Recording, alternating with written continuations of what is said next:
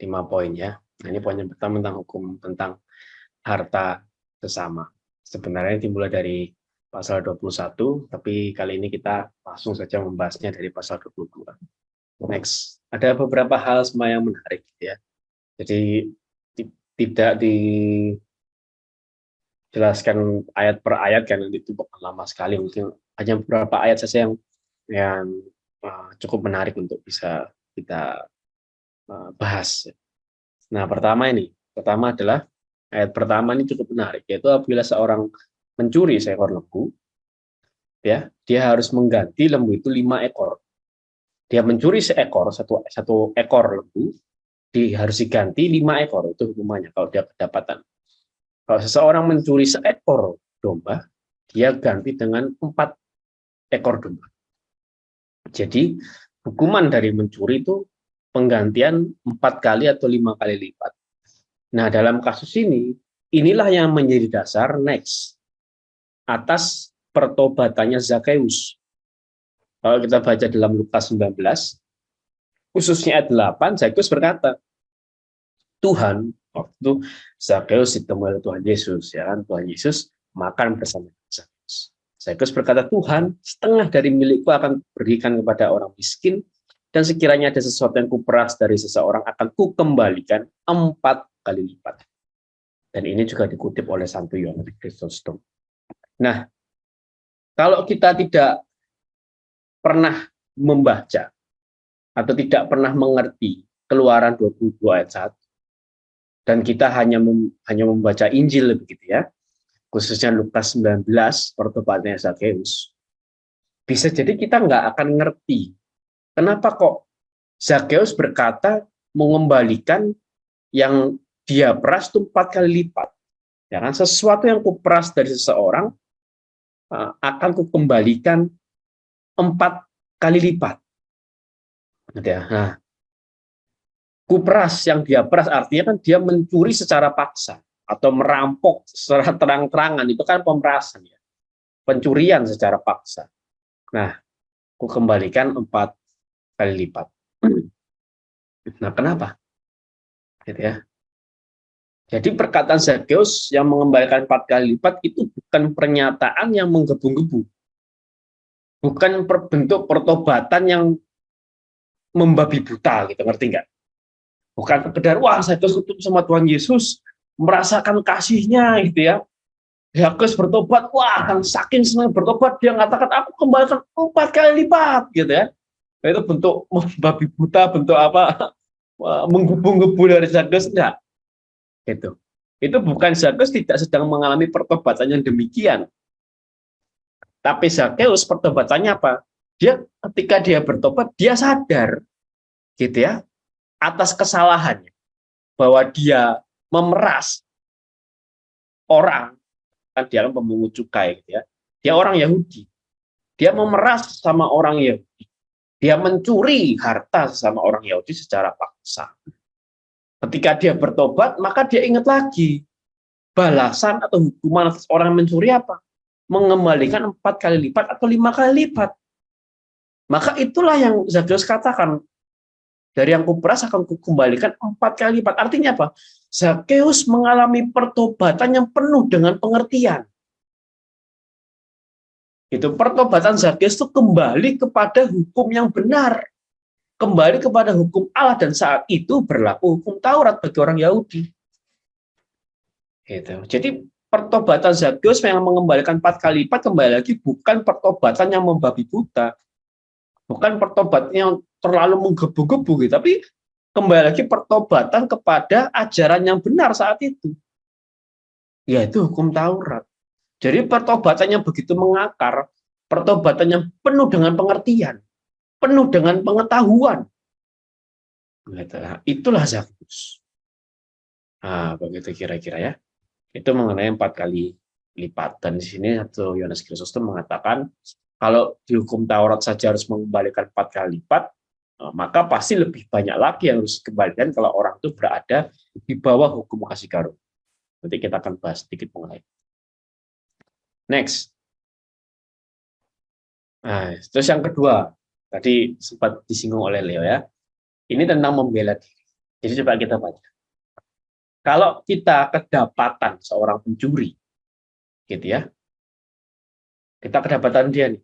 Misal, contoh, aku lagi di rumah, terus ketahuan ada orang bobol rumah, mencoba mencuri barang di rumah.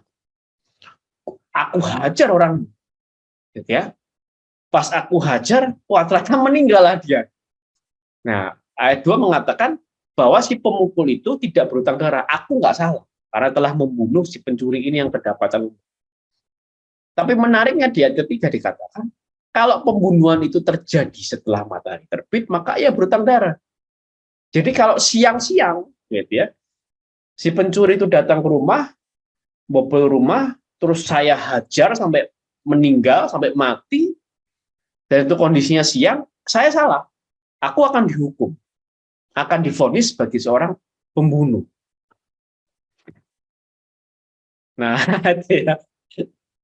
Nah, seorang pembunuh. Berarti artinya apa? Di ayat kedua itu berlaku saat malam. Gitu ya. Jadi ayat kedua, kalau kondisinya gelap, matahari belum terbit, saya bunuh itu si pencuri, saya nggak akan divonis sebagai pembunuh. Tapi kalau setelah matahari terbit, saya bunuh itu si pencuri, saya akan divonis sebagai pembunuh. Nah, begitu kira-kira. Tapi kenapa hukum ini dibuat? Nah, kita mesti coba selidiki. Ini menarik sekali. Next. Nah, yang pertama adalah hukum ini memberi wewenang untuk membela diri. Gitu ya. Kenapa? Karena saya nggak tahu pencuri itu berencana mencelakakan nyawa orang-orang di rumah saya atau enggak. Bayangin waktu malam, kondisi orang semua tidur, matahari terbenam gitu ya, semua orang istirahat, semua orang di rumahnya masing-masing. Orang di rumah saya juga istirahat, mungkin tidur, terus pencuri itu datang, kan kita begitu lengah. Minta pertolongan, pertolongan nggak akan cepat datang. Karena orang-orang lagi tidur juga, lagi istirahat. Maka kalau aku bunuh itu pencuri, berhak. Kenapa? Karena saya membela diri. Nah, next lagi. Tapi kenapa kok nggak berlaku ketika matahari terbit? Karena ketika matahari terbit, pencuri dapat lebih mudah ditangkap hidup-hidup. Gitu. Kalau matahari terbit, berarti kan orang beraktivitas. Orang sekitar tetangga-tetangga beraktivitas, berada di luar rumah. Orang rumah kami juga, rumah saya juga beraktivitas, gitu kan, sedang sadar-sadarnya. Pencuri datang, wah, mudah sekali kita tangkap daripada dibunuh dia. Gitu. Maka kalau orang ini dibunuh waktu siang, saya akan divonis sebagai pembunuh. Nah, begitu kira-kira. Tapi overall, hukum ini dibuat khususnya ayat 2 untuk membela diri. Begitu. Mungkin nampak, wah kok mengerikan sekali. Hukum Taurat begitu kejam. Wah, ini kita belum melihat dari sisi hukum, ilmu hukum. Ini sebanding sebenarnya dengan hukum modern. Kita lihat hukum di Indonesia, next. Nah, pasal 49 KUHP. Ini mengenai pembelaan diri. Tidak dipidana atau tidak dihukum mereka yang berbuat pembelaan terpaksa ketika ada serangan atau ancaman. Ayat kedua ditegaskan lagi, pembelaan terpaksa yang melampaui batas. Nah, ini kemungkinan pembunuhan yang langsung disebabkan oleh keguncangan jiwa yang hebat karena serangan atau ancaman serangan itu tidak dipidana atau tidak dihukum. Nah, ini hukum untuk pembelaan. Gitu. Jadi kita berhak untuk membela diri dalam kondisi tadi terancam. Gitu ya. Maka waktu kasus yang mungkin heboh, gitu ya, polisi tembak polisi, FS dengan Brigadir J, gitu ya. FS yang membunuh Brigadir J, ketika dilakukan persidangan, yang diselidiki pertama adalah muncul pertanyaan begini, apakah Brigadir J mengancam nyawa orang saat itu? Nah, itu yang diselidiki pertama kali. Seandainya ternyata terbukti Brigadir J sedang mengancam nyawa orang, maka tindakan FS yang membunuh Brigadir J kemungkinan besar dapat dibenarkan. Kalau kondisinya Brigadir J saat itu sedang mengancam nyawa orang. Tapi ternyata hasil penyelidikan membuktikan bahwa Brigadir J saat itu tidak sedang mengancam nyawa orang. Maka pembunuhan FS terhadap Brigadir J disalahkan.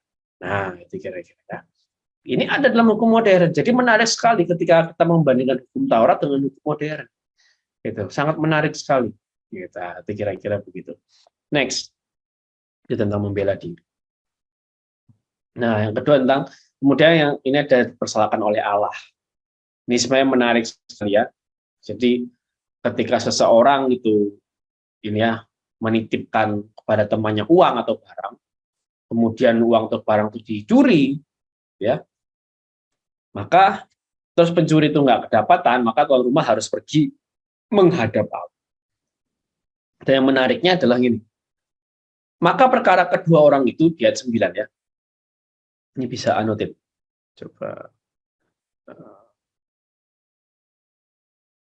Maka ini. Nah, maka kedua orang itu harus dibawa ke hadapan Allah. Dia harus dibawa ke hadapan Allah siapa yang, nah ini penting, dipersalahkan oleh Allah. Nah ini penting. Jadi siapa yang dipersalahkan oleh, jadi Allah yang memutuskan siapa yang salah dari perkara ini. Gitu ya. Nah pertanyaannya bagaimana Allah bisa memutuskan siapa yang salah? Ya, nah next. Nah kemungkinan itu menggunakan Urim dan Tumim. Nah, Urim dan Tumim belum dibahas ya ketika kita bahas Kejadian sampai Keluaran pasal 22-23 ini belum dibahas mengenai Urim Tumim. Tapi ini praktek Yahudi kuno kira-kira begini. Jadi seorang imam, nanti Urim Tumim itu batu putih dan hitam ini dimasukkan ke kantongnya imam, terus imam itu akan mengambil secara acak batu itu. Kalau putih artinya iya, hitam artinya tidak. Nah itu cara untuk memutuskan. Walaupun mungkin terdengarnya kayak gambling, gitu ya, kayak apa istilahnya, bahasa Indonesia-nya apa? Gambling. Judi. Judi bukan. Jadi Untung-untungan. Untung-untungan. Hah? Untung-untungan. Untung-untungan. Apa ya? Lupa. Nah, kira-kira gitulah. Ada nasib. Kayak undian. Iya, Nah, undi. undian ya, kayak undian gitu ya. Nah, kenapa demikian? Karena begini. Pertama, ayat ke-9 kita masih baca bahwa ini minimnya bukti. Jadi bukti minim, kan pencurian kabur, kan nggak tahu kira-kira begitu kan. Maka minimnya bukti ya, benar nggak ini dicuri sebagai macamnya. Karena minimnya bukti, jadi penyelidik pun hakim saat itu juga nggak bisa memutuskan dengan mudah. Gitu ya. Nah, maka diputuskan dengan Urim Tumim. Untuk apa? Selain karena minimnya bukti, juga untuk mengurangi subjektivitas. Gitu. Misal katakan udah minim bukti, hakim memutuskan A yang salah. Bisa jadi muncul tuduhan. Wah, ini minim bukti tapi hakim memutuskan A salah. Kayaknya hakimnya memihak B nih. Hakim ini kayak adiknya B ya. Begitu kira-kira kan itu repot. Gitu. Tapi dengan Urim dan Tumim itu meminimalisir subjektivitas. Nah, ini cara ini menurut saya sangat bijak di zaman kuno. Gitu. Karena minimnya bukti itu tadi untuk memutuskan siapa yang benar, siapa yang salah. Nah, kira-kira begitu. Itu tentang dipersiapkan oleh Allah. Next.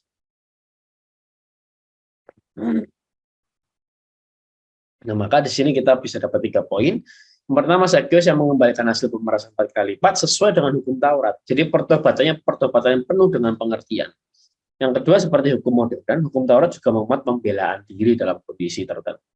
Yang ketiga, menentukan keputusan dari Allah kemungkinan. Kenapa saya katakan kemungkinan? Karena Urim dan Tumim belum kita bahas, belum muncul kata ini sebenarnya. Tapi kemungkinan ini nanti diputuskannya menggunakan Urim dan Tumim. Yang pertama ya.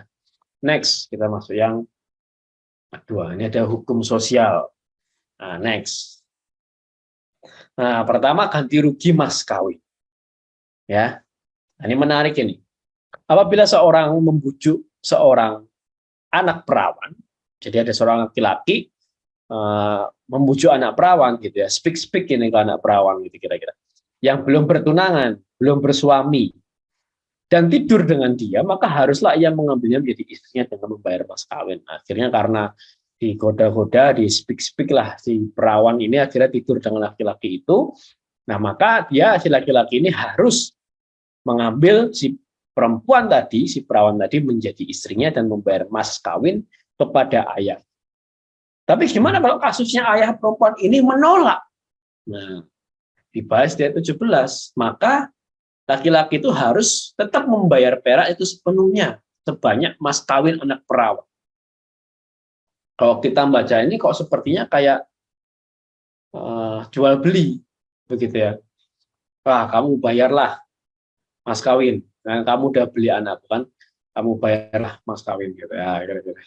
Oh, sepertinya jual beli. Nah, kita coba bahas. Next. Bukan. Ya. Jadi bukan merupakan pembelian mempelai perempuan, melainkan apa? Ganti rugi atas kehilangan anak perempuan. Maka saya tulis judulnya ganti rugi mas kawin, gitu ya. Jadi ini ganti rugi atas kehilangan anak perempuannya, gitu ya, ganti rugi. Nah, kenapa kok perlu ganti rugi? Nah, next lagi kita masih melihat konteks di zaman itu dan daerah itu. Jadi dikatakan bahwa perawan yang belum bertunangan dianggap sebagai milik ayahnya. Ini penting. Nah ya, rayuannya melibatkan kerugian finansial serius, menerima mahar yang terhormat dari calon pelamar sulit dalam kasus seorang gadis yang kehilangan keperawanannya. Nah, nah ini penting nih. Perawan yang belum bertunangan dianggap sebagai milik ayah. Jadi dalam konteks Yahudi kuno saat itu, orang Ibrani kuno saat itu, perempuan itu properti,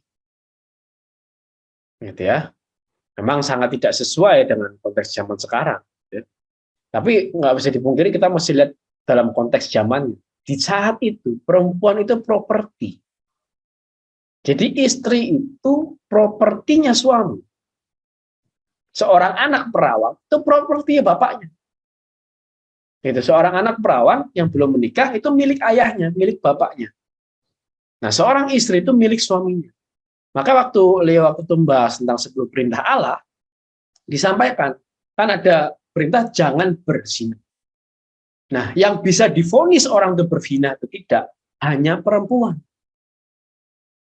Jadi hanya perempuan yang bisa dituduh bahwa dia berzina atau tidak. Maka ketika perempuan dihadapkan ke depan Yesus, Tuhan Yesus gitu kan, disidang oleh para ahli Taurat, para orang Farisi, bahwa dia harus dilempari batu, itu kan perempuan.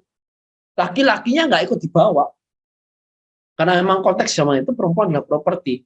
Kenapa perempuan yang disalahkan? Karena begini, ketika perempuan melakukan perzinahan, gitu ya, dia sudah menikah, khususnya perempuan yang sudah menikah, terus dia tidur dengan laki-laki lain, maka dia melanggar hak suaminya. Gitu. Dia melanggar hak suaminya, karena dia adalah properti suaminya. Maka perempuannya harus diadili karena dia sudah berzina. Tapi lain hal kalau seorang laki-laki yang sudah beristri, dia tidur dengan perempuan lain nggak ada masalah. Nah, ini memang konteks zaman itu repot, memang seperti itu, ya konteksnya. Dan itu sangat tidak sesuai dengan zaman sekarang. Itu perlu digarisbawahi juga. Tapi ini mendasari kenapa kok harus ganti rugi mas kawin.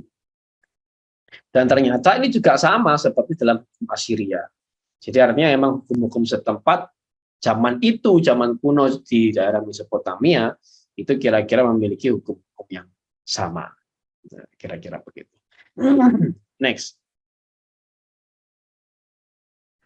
Nah, ini tentang dosa yang keji. Dosa yang keji cukup singkat, perikop dosa yang keji, cuma 3. Pertama, ahli sihir perempuan lagi nih. Agak repot ya, konteks zaman itu. Ahli sihir perempuan. Janganlah kau biarkan. Yang kedua, tidur dengan seekor binatang, pastilah ia dihukum mati. Dan itu tidur ini bukan tidur biasa, tapi melakukan hubungan seksual dengan seekor binatang. Ayat 19 menurut saya sangat logis. Sangat logis. Karena seseorang yang berhubungan seksual dengan seekor binatang sangat mungkin terjangkit penyakit. Sangat mungkin menimbulkan penyakit. Seseorang yang tidur dengan seekor binatang. siapapun itu, laki-laki ataupun perempuan, sangat mungkin terjangkit penyakit. Dan kalau teman-teman baca tentang HIV/AIDS, muncul pertama kali kapan? Ya ini ketika ada seseorang yang berhubungan dengan seekor binatang, muncullah sakit HIV/AIDS, gitu. Ya kan, maka hukum ayat 19 ini masuk akal sekali. Itu kira-kira daripada kamu bikin masalah sama penyakit seksual kayak gini, mending mati aja lah gitu kan. Maka zaman dulu nggak ada HIV/AIDS gitu kira-kira. Karena orang sudah dihukum mati. Nah, itu ya. Itu 19. Dan itu sesuai dengan konteksnya. Ayat 20. Siapa yang persembahkan korban kepada Allah hanya kecil, artinya dewa-dewa lain atau Elohim lain, kecuali kepada Yod-Heh-Vav-He, kepada Adonai, kepada Tuhan sendiri, haruslah yang ditumpah. Ini tentang Avodah Zarah. Avodah Zarah itu penyembahan berhala. Jelas ini melanggar hukum yang pertama. Ya, kan kita udah bahas ya, 10 perintah Allah itu kan ground norm, norma dasar, norma tertinggi. Norma dasar pertama yang dilanggar harus ditumpas. Gitu kira-kira. Nah, tapi yang ini menarik untuk ayat 18. Kenapa ahli sihir perempuan jangan biarkan hidup? Next. Karena apa? Sihir itu sebenarnya dipakai untuk 3 hal.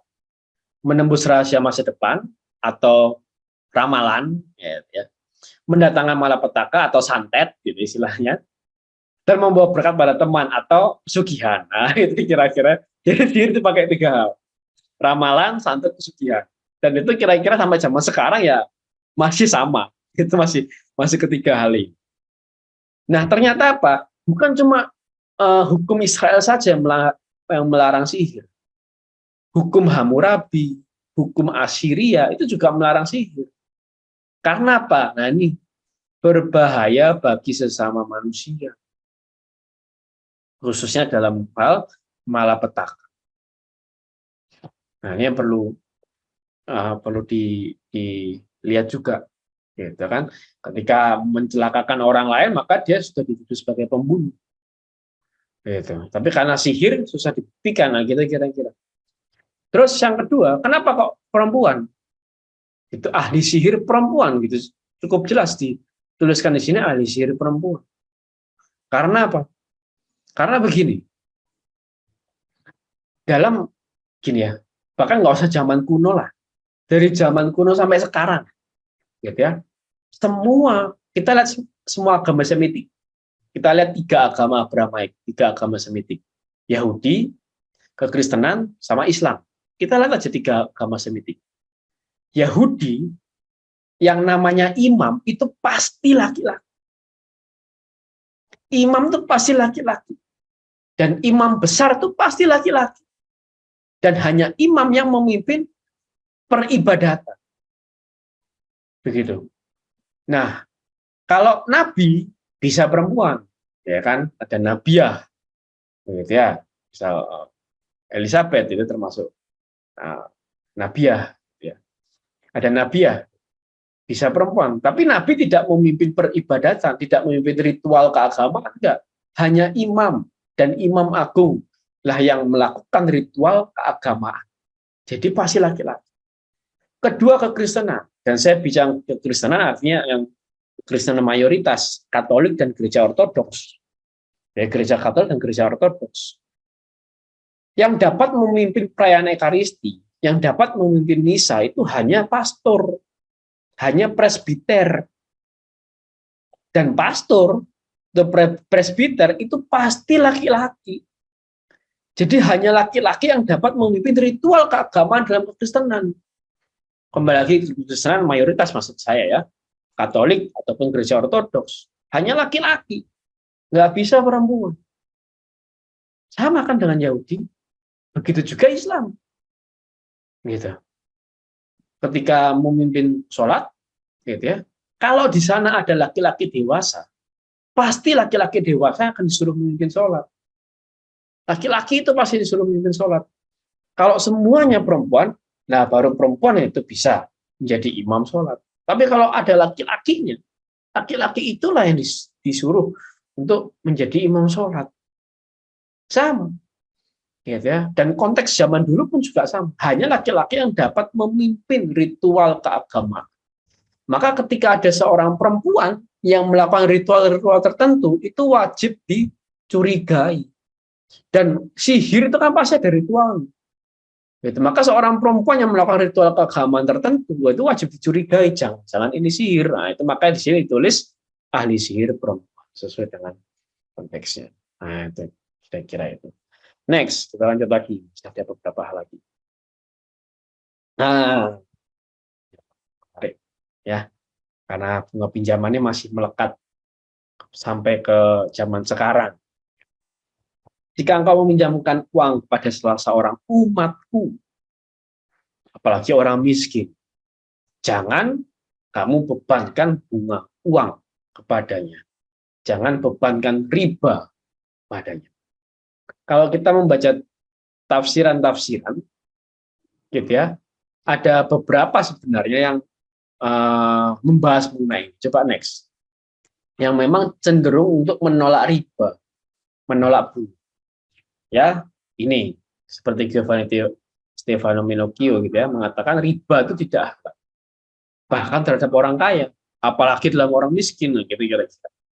Bahkan ini seorang sejarawan Romawi mengatakan apa itu riba, kata Casto, selain membunuh manusia. Ini sejarawan Romawi, bukan orang Kristen, ini orang agama Romawi, mengatakan bahwa mencuri itu aja harus mengembalikan 2 kali lipat.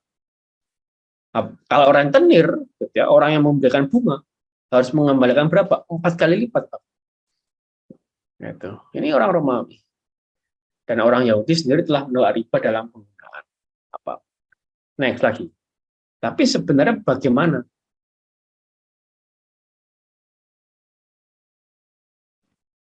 Nah, ini kita mesti melihat konteksnya. Ya kan, bahwa perjanjian lama tidak perjanjian lama tidak melarang semua bunga, ya, tidak melarang semua bunga. Tapi yang dilarang adalah pinjaman kepada orang sebangsanya. Nah, itu yang dilarang. Tapi tidak semua bunga dilarang. Begitu. Terus saya coba nyari, ya kan, apa pandangan Gereja Katolik mengenai bunga? Saya coba nyari mengenai bunga pinjaman. Saya dapat sumber dari Katolisitas, gitu ya. Dan di sana dikatakan bahwa ya Gereja Katolik tidak menstatement menolak ataupun memperbolehkan, kira-kira. Tapi yang pasti kalau bunga itu berlebihan, maka itu pasti tidak adil. Itu suatu bentuk kezoliman, gitu kan? Suatu bentuk ketidakadilan. Makanya ketika gereja mengeluarkan dokumen, salah satu dokumen gereja mengatakan gereja menolak kapitalisme yang berlebihan. Nah, itu kira-kira ya. Dan sistem bunga pun juga sudah diatur. Kan ada yang ngatur kok di Indonesia, Bank Indonesia. Kalau di Amerika ada namanya The Fed. Makanya ada namanya Fed rate, suku bunga untuk di Amerika. Kalau di Indonesia BI rate, suku bunga untuk di Indonesia. Bunga bank, bunga kredit ataupun bunga bank, bunga pinjaman. Bunga pinjaman ataupun bunga simpanan. Itu diatur oleh BI rate. Jadi kalau orang menetapkan bunga jauh di atas BI rate, wah, itu kira-kira zolim. Gitu kira-kira. Karena itu sudah diatur oleh regulator. Nah, tapi sini ada satu pengajaran yang sangat menarik. Next. Dari Santo Clemens dari Alexandria. Ini bagus sekali. Saya senang sekali baca. Ada banyak hal tentang berbagi dan bertukar. Tetapi cukup dikatakan bahwa hukum melarang pinjaman dengan bunga kepada saudara. Yang dimaksud dengan saudara bukan hanya orang yang lahir dari orang sama, tetapi dari suku yang sama atau dari orang yang seiman, yang memiliki logos yang sama. Undang-undang tidak menganggap sebagai hal untuk mengatas pokok. Hal ini berusaha, ini bagus nih, memungkinkan pemberian cuma-cuma kepada mereka yang membutuhkan. Artinya apa? Perintah ini kan mengatakan jangan kamu bebankan pinjaman kepada sesamaku, kepada umatku, apalagi orang miskin. Jadi mending apa dong? Kasih aja cuma-cuma. Daripada kamu minjemin tapi kamu minta bunga, kasih aja cuma-cuma. Nah, itu maksudnya. Jadi hukum ini itu mengencourage orang untuk memberi cuma-cuma kepada yang membutuhkan. Apalagi membutuhkan orang sebangsanya pula, orang seiman pula. Nah, ini mengencourage atau mendorong orang untuk memberi dengan cuma-cuma. Kenapa? Karena Tuhan itu pencipta pemberian cuma-cuma ini. Loh, kita tuh diberi banyak sekali kegratisan sama Tuhan. Nah, gitu kira-kira. Kok kita masih minjemin orang, kita kasih bunga lah. Nah, gitu. Bukankah itu keterlaluan? Nah, itu kira-kira yang mau dimaksud. Sama Santo Clemens dari Alexandria. Ini bagus sekali. Saya senang sekali ini baca tafsiran ini, saya senang sekali. Ini bagus sekali. Nah, itu kira-kira. Next. Apalagi kalau kita lihat dalam Lukas 6:35, meminjamkan dengan tidak mengharapkan balasan. Dalam Perjanjian Baru lebih ekstrim lagi, bukan hanya boleh meminjamkan tapi tidak boleh memberikan bunga, enggak, tapi jelas meminjamkan dengan tidak mengharapkan balasan. Wah, lebih dalam lagi sebenarnya. Itulah kita sebenarnya sebagai orang Kristen. Jadi persis seperti yang dikatakan Santo Clemens dari Alexandria tadi sebelumnya, mengencourage untuk memberikan secara cuma-cuma, memberikan secara gratis. Karena Tuhan sendiri sudah ngasih secara gratis. Nah, itu kira-kira. Next, itu tentang bunga pinjaman. Nah, lalu di sini tadi saya mau membandingkan mengenai hukum Taurat Perjanjian Lama dan hukum Kristus atau hukum kasih karunia di Perjanjian Baru. Tadi sebelumnya sudah dibandingkan, kalau di Perjanjian Lama hukum Taurat dikatakan kamu tidak boleh membebankan bunga pinjaman kepada sesamamu orang miskin, gitu kan? Tapi dalam Perjanjian Baru dikatakan meminjamkan tanpa mengharapkan imbalan, tanpa mengharapkan pengembalian bahkan. Ya, nah, kita bandingkan lagi. Dalam hukum Taurat, 10 perintah Allah mengatakan jangan berzina. Tapi Tuhan Yesus mengatakan jelas apa? Setiap orang yang memandang perempuan serta menginginkannya sudah berzina. Dan ini jelas di sini memandang perempuan gitu ya. Artinya yang lebih disalahkan siapa? Laki-laki. Oh, ini bagus sekali. Kalau dalam konteks jangan berzina tadi yang lebih disalahkan perempuan, ketika Tuhan Yesus mengatakan mengenai perzinahan, yang lebih disalahkan siapa? Laki-laki. Artinya fair. Gitu ya. Bayangkan, Perjanjian Lama mengatakan jangan berzina, Perjanjian Baru mengatakan memandang saja dan menginginkannya. Kamu sudah berzina dalam pikiranmu, dalam hatimu. Ya, terus ini yang sebelah kanan. Kalau dalam Imamat dikatakan kasihilah sesamamu seperti dirimu sendiri. Tuhan Yesus mengatakan apa? Aku memberikan perintah baru kepadamu, yaitu supaya kamu saling mengasihi, sama seperti aku telah mengasihi kamu. Demikianlah pula kamu harus saling mengasihi. Lebih berat enggak? Lebih berat. Lebih ketat enggak? Lebih ketat. Jadi kalau kita mengatakan, hukum Taurat itu ketat sekali. Perjanjian Baru jauh lebih ketat. Itu. Hukum Taurat terlalu banyak aturan, Perjanjian Baru sebenarnya jauh lebih luas dan lebih dalam lagi aturannya, gitu loh. Cuman kita jarang membandingkan saja, gitu kan? Nah, itu kira-kira. Nah, next, maka ada kalimat yang menarik dari Santo Paus Gregorius pertama, ini dan Santo Basilus Agung ini dua bapak gereja yang luar biasa, ini bapak gereja yang sangat besar ini. Bapak gereja besar. Mengatakan apa? Santo Paus Gregorius pertama mengatakan apa? Beberapa orang menganggap perintah-perintah dalam Perjanjian Lama lebih ketat. Ya, mungkin kita juga begitu daripada perintah-perintah dalam Perjanjian Baru. Tetapi apa kata Santo Gregorius pertama? Mereka tertipu oleh penafsiran yang picik. Waduh, bagus sekali kalimat itu. Ya, dalam Perjanjian Lama pencurian bukan kekiran, dihukum. Pencurian dihukum dengan mengembalikan 4 kali lipat. Dalam Perjanjian Baru orang kaya tidak dikecam karena telah mengambil milik orang lain, tetapi karena tidak memberikan miliknya. Jadi kalau dalam Perjanjian Lama hukum Taurat, pencuri tadi dihukum. mengembalikan 4 kali lipat, 5 kali lipat. Pencuri kalau kedapatan membongkar malam-malam dibunuh nggak masalah. Itu perjanjian lama. Salah pencuri. Tapi perjanjian baru, ketika adalah pengemis Lazarus, ya diceritakan Lazarus dengan seorang kaya. Lazarus akhirnya mati dijilat, boroknya dijilat oleh anjing kan begitu. Orang kaya ini disalahkan sama Tuhan Yesus. Padahal orang kaya ini tidak mencuri. Tapi yang disalahkan apa? Dia disalahkan karena dia tidak membagikan miliknya kepada orang miskin yang mati itu. Nah, itu. Kalau dalam perjanjian lama, yang disalahkan hanya pencuri. Perjanjian baru, mencuri jelas salah. Tapi kamu tidak membagikan hartamu kepada yang miskin, salah juga. Lebih ketat kan, lebih luas dan lebih dalam hukumnya dalam perjanjian baru. Ya kan, terus Santo Basilius aku mengutip Matius 5:20. Tuhan Yesus mengatakan apa? Jika hidup keagamaanmu tidak lebih benar daripada hidup keagamaan ahli-ahli Taurat dan orang-orang Farisi, sesungguhnya kamu tidak akan masuk ke dalam kerajaan surga. Memang benar kan tadi saya katakan, hukum perjanjian baru jauh lebih luas dan lebih dalam cakupannya. Jauh lebih ketat sebenarnya. Yang membedakan apa? Yang membedakan adalah konsekuensi.